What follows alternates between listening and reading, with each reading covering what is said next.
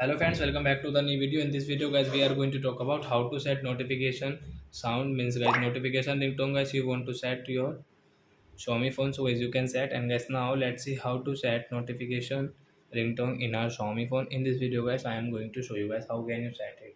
So before starting video friends, I want to tell you, if you're new in my channel and you are watching my video first time, so first of all go and subscribe my channel, click the bell icon and like my video. So friends, now let's start video. First of all, open your phone setting and guys click on your sound and vibration setting. Guys click on notification.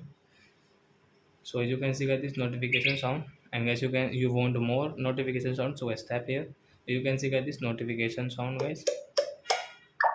Bubble. So which notification sound guys you like guys, you can set from here.